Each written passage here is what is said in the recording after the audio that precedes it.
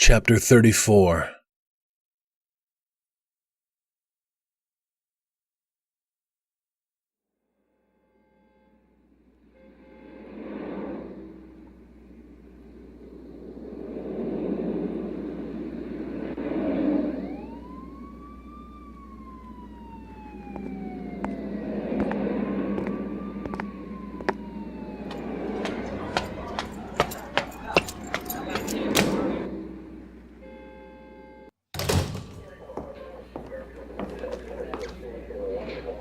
Is Detective Felton in?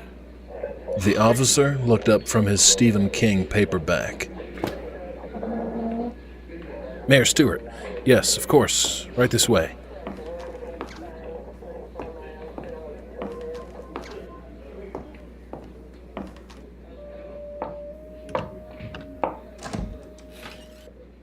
Mayor Stewart, this is a surprise.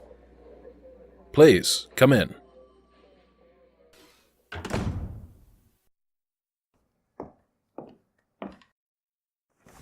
We're both busy men, so I'll get right to it. How's your case against Cameron Wolfe? Rock solid. Drop the charges. I must be hearing things, or I'm going insane, but I could have sworn I just heard you say to drop the charges against Cameron Wolfe. Your hearing is fine, and so is your sanity. Impossible. There would be a community outrage like never before. I'd never be able to eat at a restaurant or shop in this town again. I have my reasons. There's just no way. The mayor reached inside his suit jacket and pulled out 4 8x10 photographs, dropping them on the desk. What's this? The detective bent over and inspected the photographs of him with children. This is an outrage. They're doctored. Maybe. There's no maybe about it. You can't possibly think... No, I don't. But the rest of the community might not be so easily convinced. The detective flipped the photographs over. Where did you get these? That's not important. The hell it's not? The mayor massaged the back of his neck. When he told Mr. Wolfe he'd handle things, he never imagined he'd do something to this extreme. And his intention wasn't to help Mr. Wolfe escape the charges against him. He only wanted to find the other men who raped his little girl and make sure they paid for their crime. But things grew substantially more complicated after Mr. Chase called. You're blackmailing me. Absolutely. I could be wearing a wire. If you were, you wouldn't look like you were about to faint. He killed a young man in his prime. At least tell me why you want this man to walk. Are you dropping the charges or not? You gotta give me something. Anything, so I can sleep at night. I wish I could. I'll take my chances. I'll have the pictures reviewed by an expert, prove my innocence. The mayor leaned over the desk, his voice deep. Even if you did, you honestly think your life will ever be the same? There are those who will always have their doubts. Always. Mayor Stewart rose and wandered to the ivory-painted wall behind him, where a dozen framed pictures were hung. Mr. Chase called me. He expressed concern over Mr. Wolfe's situation, all but threatened to take Chase Industries elsewhere if Mr. Wolfe didn't walk. Half the town would be out of a job, not to mention the tax revenue we'd lose. You must understand the position that's put me in. Detective Felton slammed his palms on the desk and stood. This is crazy. He wandered to the picture window behind his desk and peered out. Why does Mr. Chase want this guy to walk? I have no idea. A picture of a little girl dressed in a Mickey Mouse costume caught Mayor Stewart's attention. 4 Halloweens in a row, Maggie dressed as Cinderella. Is this your daughter? The detective turned from the window and smiled. That's my granddaughter. It was taken last year. She's beautiful. Thank you. What would you do to somebody who hurt her? Are you threatening me? Not at all. I can't believe you just asked me that. He walked back to the chair and sat. Stephen Walker hurt my family. I can't give specifics and I can't prove it, but if it helps you sleep at night, then know he wasn't innocent in all this. This goes against every oath I've ever taken. You're asking me to sell my soul. To protect and serve. That's your job. Stephen Walker's crime went unpunished, and I can't let the man who did to him what I'd have done had I known go to prison for the rest of his life. Better yet, get the death penalty. And I can't condone vigilantism. Let me put it another way. If you don't help me, these photographs will seem like a playful tap on the chin, but I'm prepared to drop a piano on your head if I have to. He rose from his chair. If Cameron Wolfe doesn't walk, these photographs will be the least of your worries.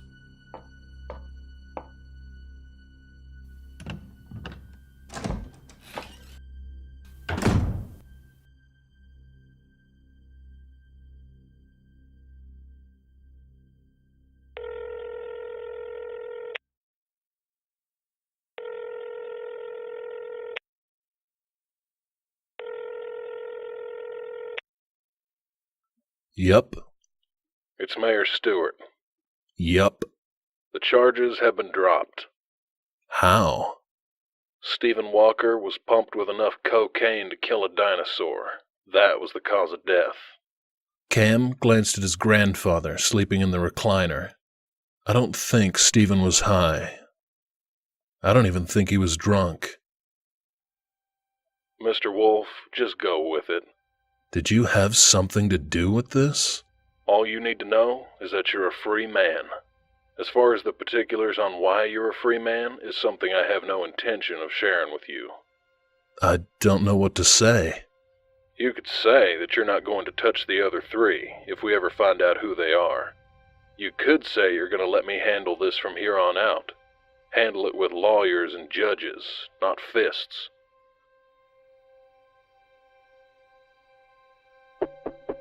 Hello?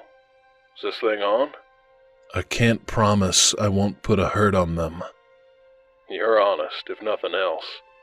It wasn't my intention to kill Stephen. I just wanted to make sure he'd stay away from Maggie, but when he marched up to her that night like he was her best friend, the thought of him being on this side of the state with her is bad enough. But to know he could be so close... I lost it. That's why I'm worried about you putting a hurt on anybody else. And whether it was your intention or not, a 25-year-old man is dead because of you. I don't know what to say. You could say that you at least regret it. I can't say that. More honesty? Yup. Since you're being so forthcoming, let me ask you what your relationship with my daughter is. I'm in love with her. Does she feel the same? Hello? Is this thing on? No. I see. I don't want to kill anyone else. That's the best I can give you. I guess it'll have to do for now. But know this, if you do, I won't help you. I understand. For what it's worth, I probably would have done the same thing had I known. Maybe not kill him, but as you say, put a hurt on him for sure. It's worth a lot.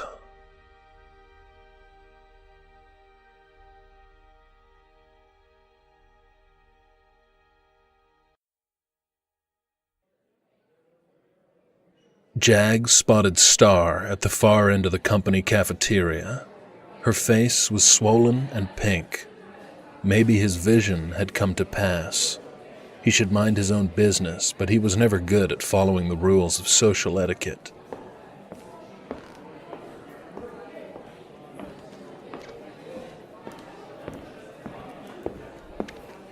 So not in the mood.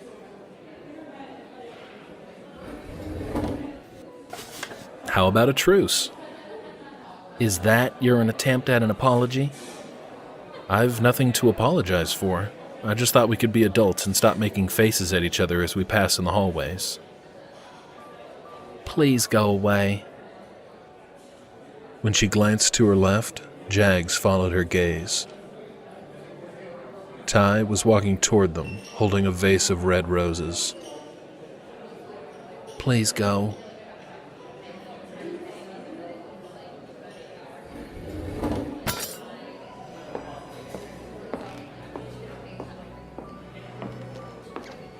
Waiting in line for the salad bar, he couldn't refrain from looking her way.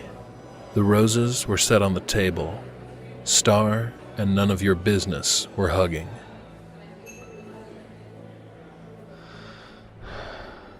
They deserve each other.